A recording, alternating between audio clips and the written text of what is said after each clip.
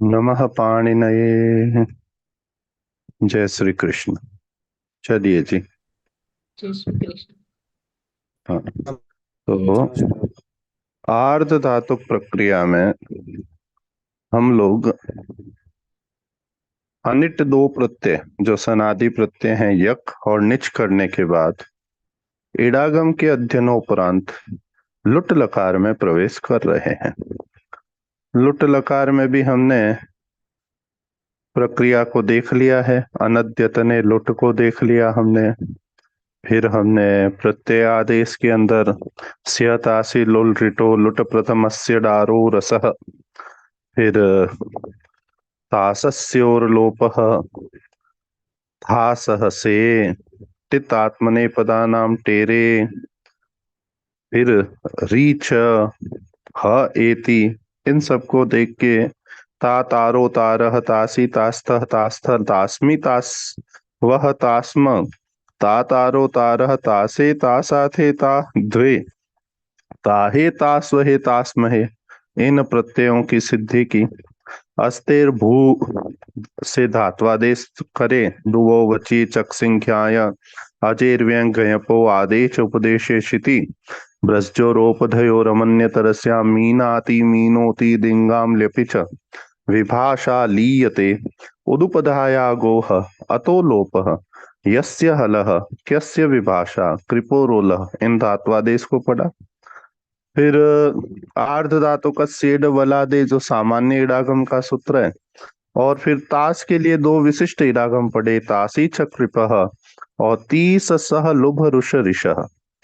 फिर जो अतिदेश ताश सहित सभी जगह सामान्य रूप में आने वाले हैं घांकुटा दिव्यो यणिंगित उसको देख करके हमने प्रयास किया कि हमें 35 धातुएं याद हो जाए। विजयट विभा शोर्ण हो दोत किए और सामान्य अंग कार्य को हम जब देखने चले तो हमने हमारे सामान्य समझ को काम में लिया और हमने ये समझा कि ये जो तास है वो कित नित नित नित से भिन्न से सामान्य आर्ध धातु है। तो ये गुण निमित्तिक प्रत्यय है। तो गुण निमित्तिक प्रत्यय है तो प्रक्रिया में क्या होगा? अजंत अंग है अंत में इक बैठा है तो सार्वधातुक आर्ध धातु कयो से गुण होगा। यदि हलंत है और उपधा में इक बैठा है तो पुगंत लघु पदस्य च से गुण होगा। परंतु जो धातु किस के परे ये प्रत्यय किसी कारण से गिनवत हुआ है अतिदेश आदि के कारण तो ऐसी धातुओं में ये गुण निमित्तिक नहीं होगा। इसके गुण का निषेध हो जाएगा गिनवत होने के कारण किंगिति च से। उसमें भी तीन धातु जो हमने देखी वो धातु कैसी? तीन नहीं कुल चार धातु। हाँ तीन ही होगी। तो जो हमने धू विधु नने और नू स्तवने और ऊणु धातु जो हमने देखी वहां पर प्रक्रिया में थोड़ा सा अंतर आ जाएगा। क्योंकि अब ये अजादि अपित जैसा व्यवहार करेगा जिसके गुण का निषेध हो सक चुका है ऐसा अजादि प्रत्यय। ऐसे अजादि प्रत्यय को धातु के अंत में बैठा ऊ दिखेगा तो वो धातु का ऊ होगा। तो यहाँ पर अचिष्णु धातु ब्रुवाम यवोरी अंगु वंगो तो नू और धू में तो यही सूत्र लगेगा। ऊर्णु में विभाष ऊर्णो हो आने के कारण एक बार तो इसको गुण हो जाएगा और एक बार अचिष्णु से उव हो जाएगा। यह प्रक्रिया देखने के बाद अब आज हम प्रवेश कर रहे हैं सारी धातुओं से तास प्रत्यय लगाने का। तो माता जी कहते हैं इसको क्रम को कैसे पकड़ेंगे? तो बहुत सिंपल सा ये जो धातु पाठ गणा अनुसार बना है इससे इतर धातु पाठ दिया है 2 नंबर में वो अजादि क्रम में दिया हुआ है। आप देखिए अजंत धातु के अंत्य वर्ण को देखा है तो अजंत धातु फिर हलंत धातु इस क्रम में दिया गया है। तो यह जो क्रम है तो इसी क्रम से अब चलेगा क्योंकि अब नियम गण अनुसार नहीं चलेंगे। ये किसने रिप्लेस कर दिया? ये कौन सी प्रक्रिया हट गई अब? सार्वधातुक प्रक्रिया हटके आर्धातुक। सार्वधातुक में प्रक्रिया का कौन सा अंग हट गया?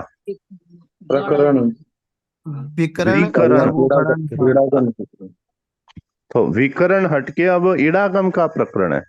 अब यहाँ जो विकरण आया भी है तास नामक स्यतासी री लिटो, तो ये तास जी सभी सभी के लिए है, ये गण अनुसार नहीं है, ये लकारा अनुसार है, जी।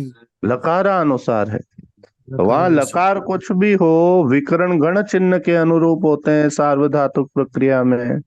आर्ध धातुक प्रक्रिया में भी विकरण आते हैं, पर वे गणानुसार नहीं होते हैं, ये ध्यान है। और फिर दूसरा विचार क्या करेंगे आर्ध धातुक में? सेठ अनिट। इडागम विचार, जी। इडागम विचार करेंगे। तो ये ध्यान में रखते हुए अब माता जी कहते हैं, भुआदि से क्रियादि गण तक के सारे अजंत धातु, भुआदि गण से क्रियादि गण तक के सारे वेट और अनिट हलंत धातु, भुआदि गण से क्रियादि गण तक के सारे सेठ हलंत धातु, फिर निजंत धातु, सनंत धातु, यंगंत धातु, यंग लुगंत धातु, क्यच क्यस क्यंग प्रत्ययांत धातु। ध्यान रहे कि अनिट धातुओं से अनिट प्रत्यय अर्थात तात आरो तारह, और सेठ धातुओं से इता इतारो इतारह आदि ही लगाइए। परस्मैपदी धातुओं से परस्मैपदी, आत्मनेपदी धातु, ये सब हम सामान्य पढ़ चुके हैं। अब देखिए आकारांत धातु ले रहे हैं हम सब। अब बताइए आकारांत धातु जब लेंगे तो कौन से सूत्र हमें कौन सी बात हमें सहायता करेगी सबसे पहले? आदेश उपदेश श्रुति। कहीं से बैकग्राउंड की आवाज आ रही है, कोई चेक कीजिए अपने यहाँ। चलिए, तो अब बताइए ये आकारांत जो है उसमें आपने सूत्र मुझे बताया आदेश उपदेश शिति, ये क्या करेगा? एजंत धातुओं को आकारांत बना देगा। तो अब आकारांत का विस्तार एजंत तक हो गया। तो आकारांत है ही है। जो एजंत मतलब ए ओ आई औ, वो धातुएं भी क्या बन जाएगी? ग्लई धातु भी ग्लाह बन जाएगी, दो अवखंड ने भी दाह बन जाएगी। ये सारा हो गया। तो अब आकारांत धातुओं का विस्तार हो गया। तो आप धातु पाठ देखेंगे तो आपको 66 धातु 66 धातु मिलेगी। और बताइए आकारांत में और कौन सा जानकारी हमारी सहायता करेगी?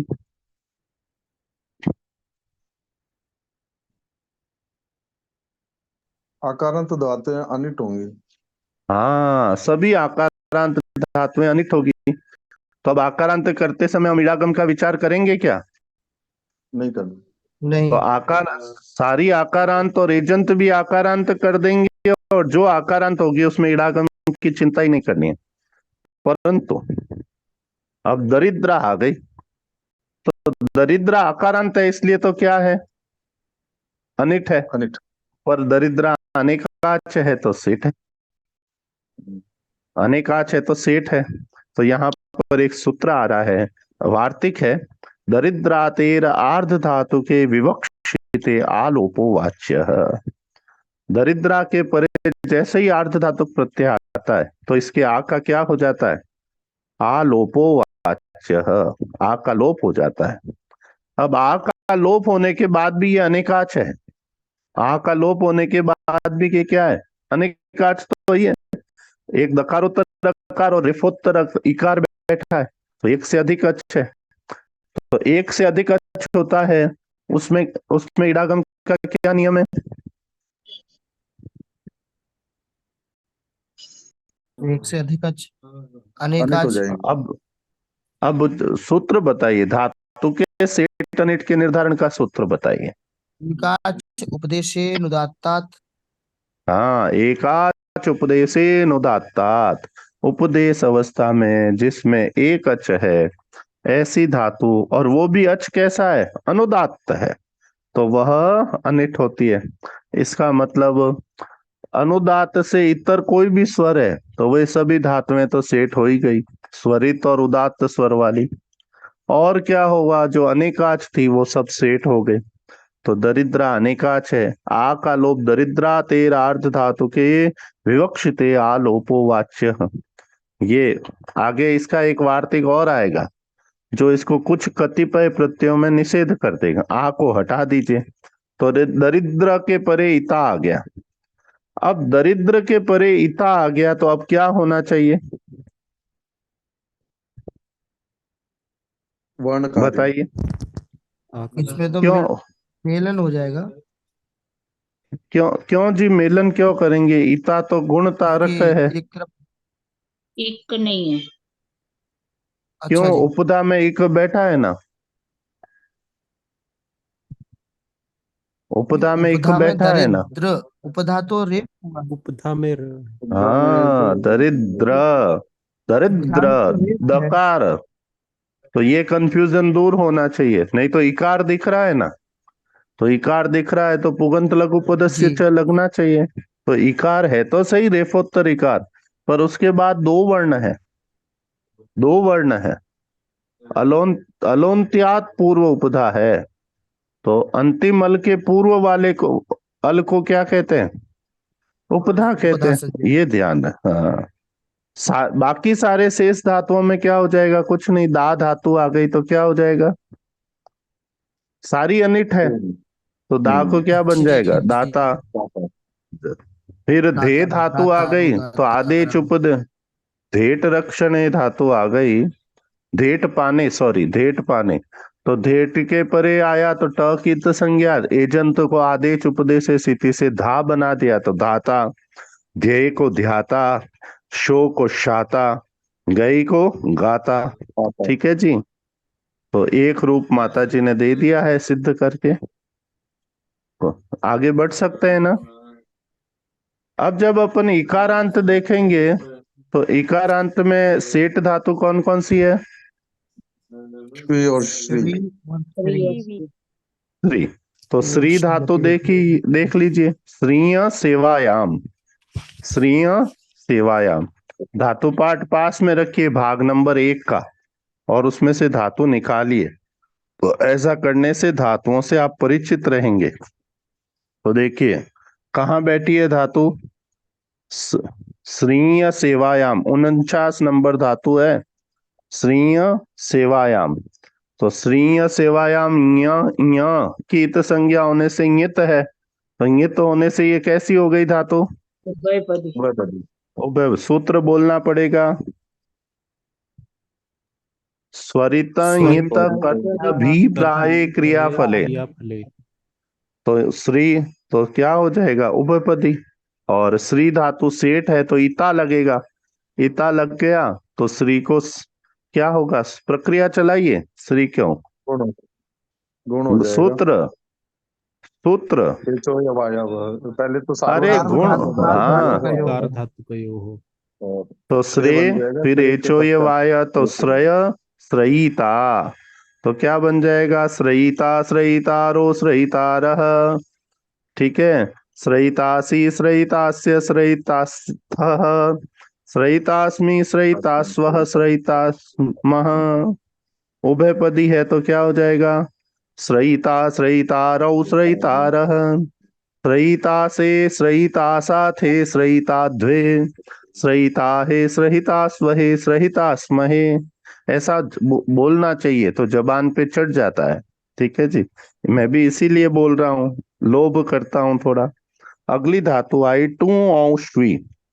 ये टू औष्वी में कितने कितने वर्णों की इत संज्ञा हो रही है? टू की और टू ओ और तीन। ओ की। की।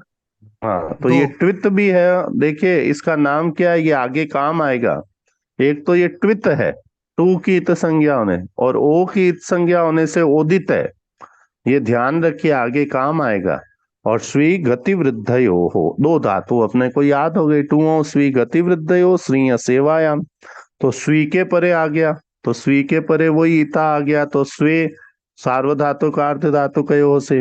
अब ए के परे अच आ गया तो एचो ये वाया वह, स्वय जोड़ दीजिए, स्वयती, स्वयिता, स्वयिता। तो स्वयिता बन गया। अब कौन से? अब जो सूत्र हमने इकारांत के लिए विशेष पढ़े धात्वादेश में, तो दो चीजें ही चेक करनी है। कोई धात्वादेश प्राप्त है क्या? देखिए 3 चीजें करनी है, कोई भी अंत्य वर्ण लेके आप करें।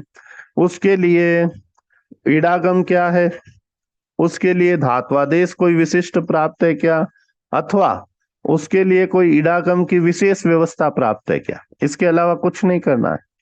तो रूप बना दीजिए। तो क्या हो गया? डुमीय प्रक्षेपणे धातु। ये डुमीय प्रक्षेपणे कहाँ बैठी है जी?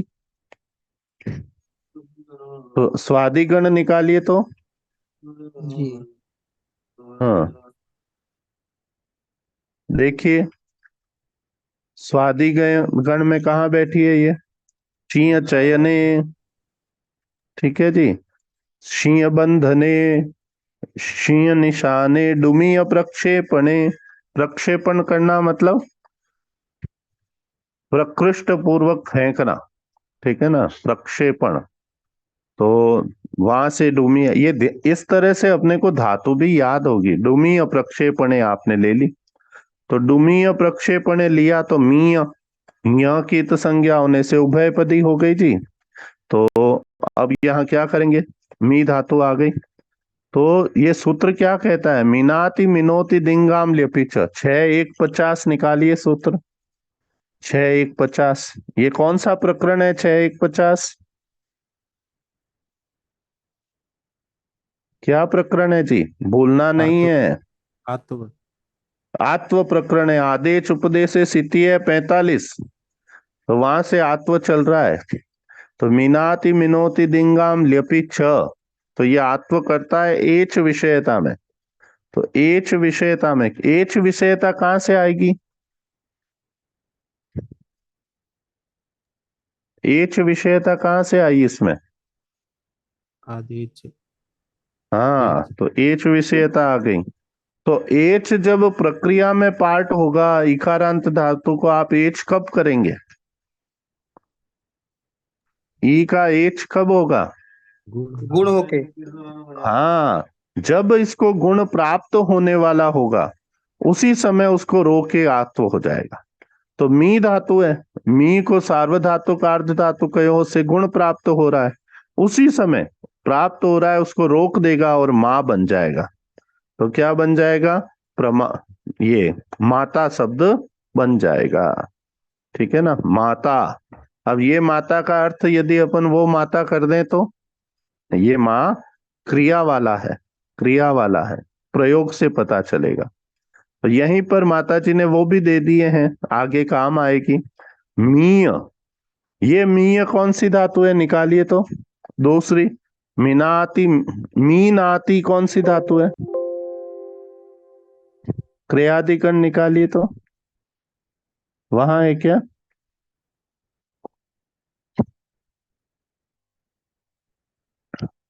देखिए 1777 नंबर धातु है, मीय बंधने। मीय बंधने मतलब यहाँ बांधना, गूंथना। तो ये जो मी है इसमें दीर्घ इकार है, तो यहाँ पर भी प्रमाता बन जाएगा। और ये दींग धातु कहाँ बैठी है जी?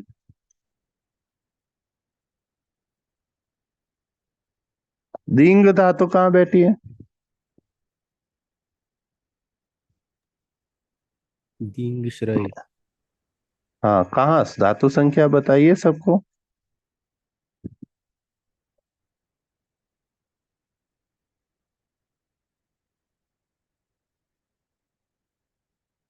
एक 1026 दींगक्षय। तो दींग क्षय, तो ये क्या हो गई? ये दिवादी हो गई। तो वहां दीयते बनता था, यहाँ क्या बन जाएगा? यहाँ दा हो जाएगा, दाता उपदाता ये बन गए। अब बताइए इन श्री स्वी और डुमीय प्रक्षेपणे, इनको छोड़ के जो शेष इकारांत आएगी, जैसे जी धातु आई, जी के परे ता आया, तो क्या होगा? कौन सा स्टेप घट जाएगा? आदेश से उपदेश या- आकारांत एचो ये वाया वह स्टेप घट जाएगा, क्योंकि पर में अच नहीं है, क्योंकि सारी अनिट है, तो केवल गुण करना है और जोड़ना है। तो यहाँ क्या हो जाएगा? चेता चेता। अब देखिए एक बहुत सुंदर, जो हम लोग हैं हमारी संज्ञा करने वाला सूत्र आ गया, अधि प्लस ई। ये कौन सी धातु आई? ई यहाँ पर अध्येता बना, जिससे इणगतौ दादी बन है। तीनों तीन, हाँ तीन धातु है। इंग निकालिए, अदादिगण निकालिए, पास में 1 नंबर वॉल्यूम रखिए और अदादिगण निकालिए, पन्ने पलटिए और वहां देखिए 3 धातु बैठी है लगातार। इण गतो, इणो यन वाली, एक स्मरणे, नित्यम अधिपूर्व और दोनों एक सरीखी, और इंग अध्ययने। तो अब आप तीनों ही धातुओं से जब बनाएंगे तो बात तो वही हो जाएगी, ठीक है ना, क्योंकि इकारांत है तीनों तो अध्येता ही बनेगा। तो हमारे काम वाला अध्येता कौन सी धातु से बनेगा? इंग अध्ययने।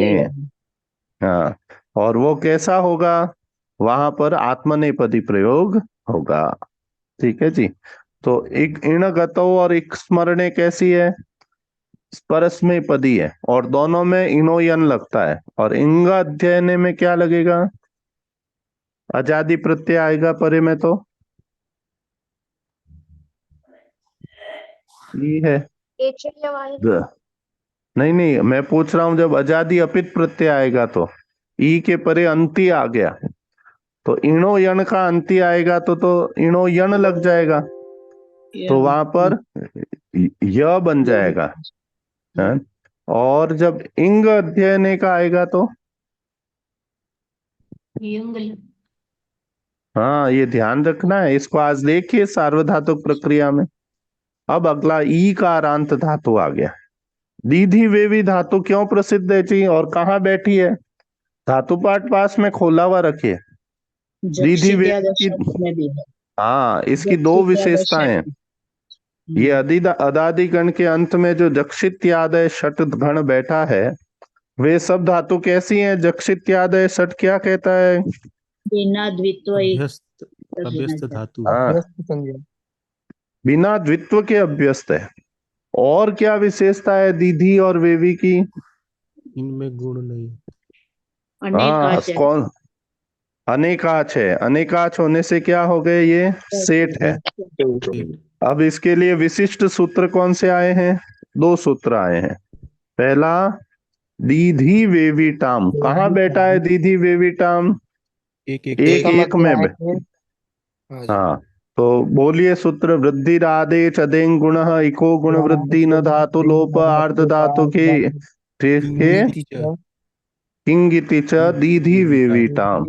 तो इसमें गुण निषेध की न की अनुवृत्ति आ रही है, तो दीधी और वेवी धातुओं को गुण नहीं होता है, तो इसका मतलब दीधी और वेवी को गुण नहीं होगा, गुण वृद्धि कार्य।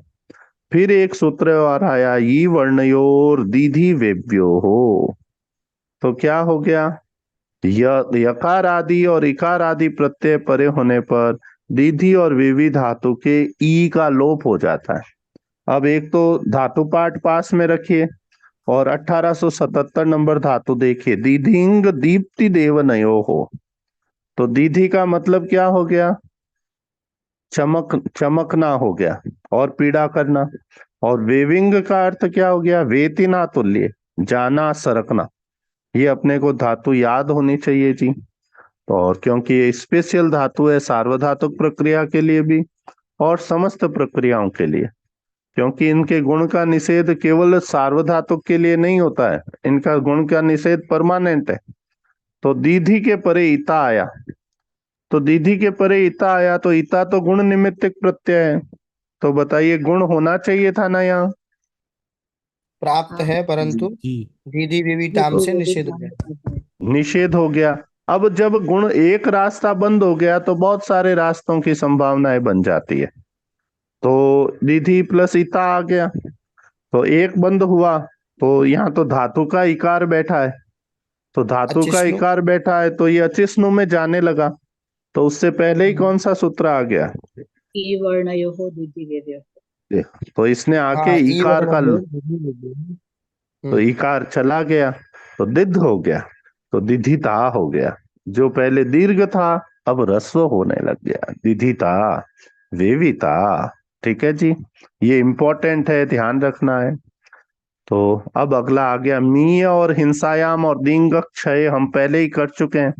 अब धातु आई लिंग श्लेषणे ली श्लेषणे। धातु निकालिए। धातु निकाले बिना काम नहीं चलेगा।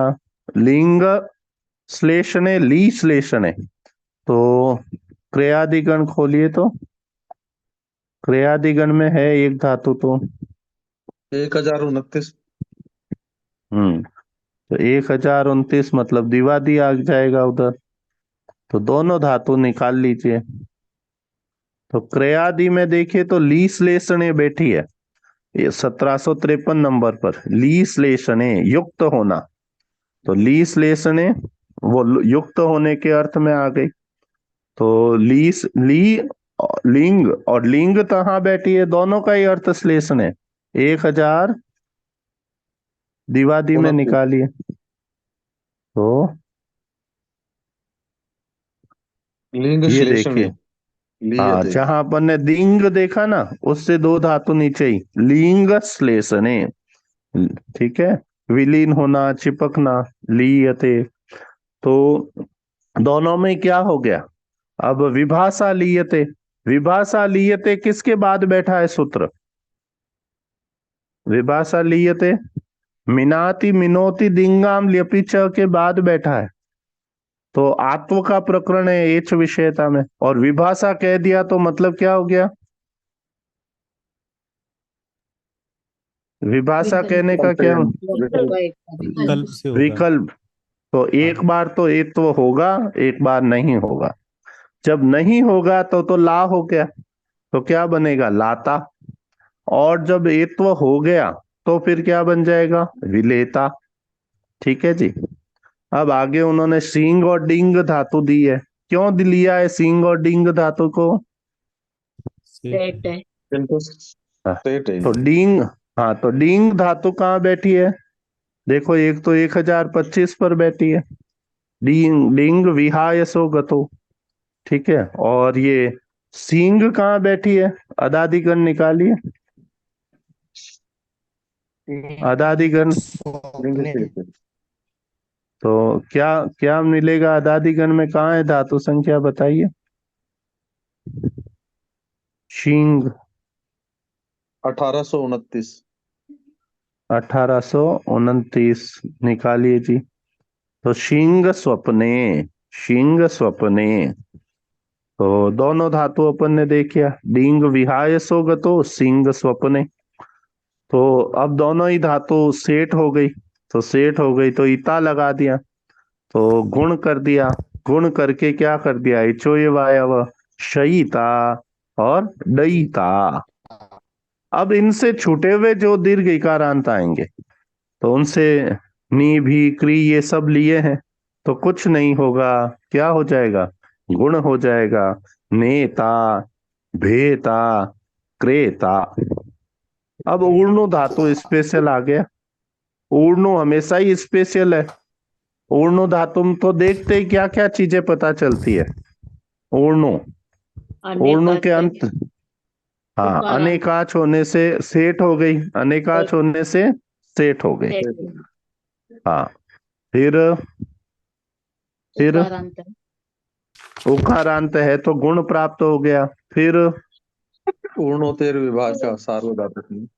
सार्वधातुक में ऊर्णोतेर विभाषा गुणोपृक्ते, दो सूत्र आ गए, और अब आर्ध धातुक के लिए विभाषोर्णो अतिदेश सूत्र आ गया विभाषोर्णो, तो गांग कुटादिभ्यो यणिंगित विज इट, इट की अनुवृत्ति आ गई विभाषोर्णो, तो क्या हो गया ऊर्णु धातु से परे आने वाला सेठ आर्ध धातुक प्रत्यय विकल्प से नियुक्त होता है, ध्यान दीजिए, है ना, तो ऊर्णु तो अनेकाच है, तो अनेकाच होने से सेठ हो गया, तो ऊर्णु के परे इता आ गया।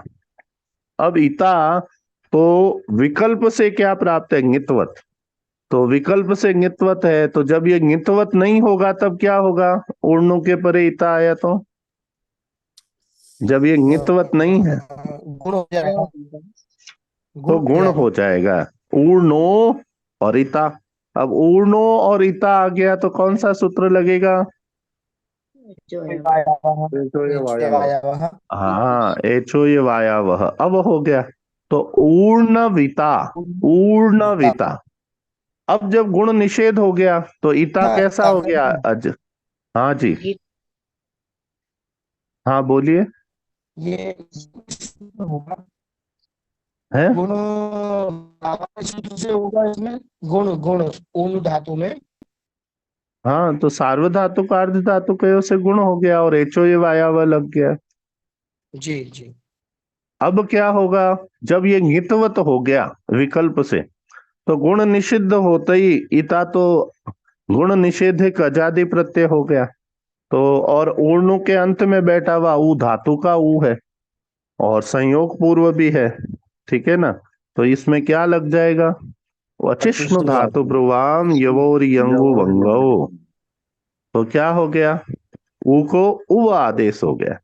तो ऊर्णुव, ऊर्णुव में इता जोड़ दिया, ऊर्णुविता, ऊर्णुविता। तो कितने रूप बन गए? हाँ, कुछ पूछ रहे हैं क्या?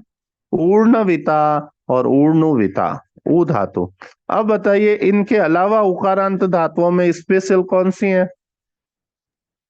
यूरोनोस।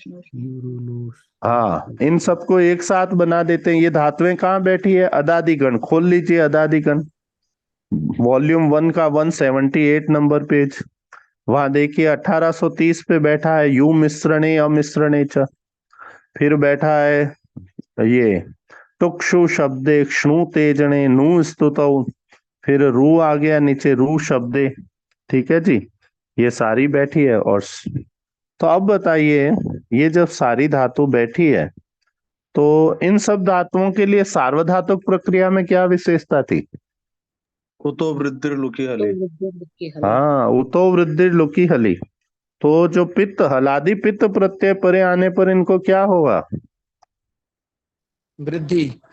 वृद्धि। और ऊर्णु में क्या हो जाएगा? विकल्प से वृद्धि। और गुण। और जब त स आएगा ऊर्णु के परे लंग लकार का, तो क्या हो जाएगा?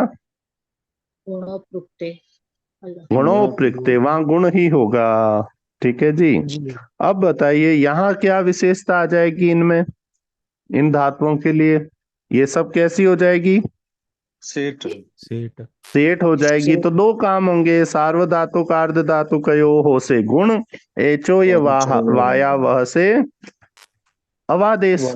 तो नविता, रविता, स्नविता, छविता, स्नविता बन जाएंगे। अब इन उकारांत धातुओं को हमने एक जगह और भी पढ़ा है। उकारांत के लिए गांग कुटादिभ्यो यनिंगित में जो पहली 3 धातुएं थी, गु पुरुषोत्सर्गे, ध्रुव गति स्थिर यो कुंग शब्दे, इन 3 जगह भी पढ़ा है। वहां क्या हो गया? इन गु धु और कु के परे ता आया। तो ये कैसी होगी धातु? सेठ या अनिट? अनिट है, अनिट है। अनिट है, ता आया। और ये ता कैसा हो गया? ये ता कैसा हो गया? ङितवत हो जाएगा। गांग कुटा ङितवत हो गया। तो सार्वधातुक अर्ध धातु कयो से गुण प्राप्त, गांग कुटादिभ्यो यनिंगित से ङितवत, किंगिति च से गुण निषेध। तो सीधा जोड़ दीजिए गुता, ध्रुता और कुता। बाकी जो शेष धातु हैं वहां क्या हो जाएगा? जैसे हु धातु ली, हु कौन सी? जुहोत्यादि गण का नामकरण वाली धातु हु। तो हु आया, तो उसको जुहोत्यादि गण में तो आप द्वित्व आदि करते हैं, जुहोती रूप बनाते हैं। परंतु यहाँ क्या होगा? हु से, हु सेठ है या अनिट?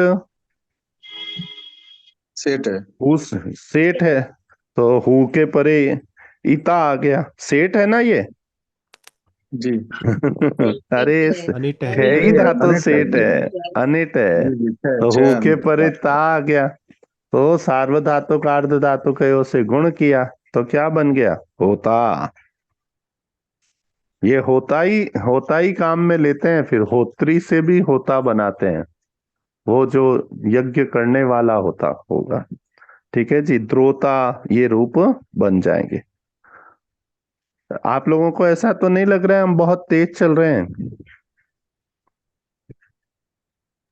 क्या जी? नहीं, अभ्यास करेंगे तो हो जाएगा।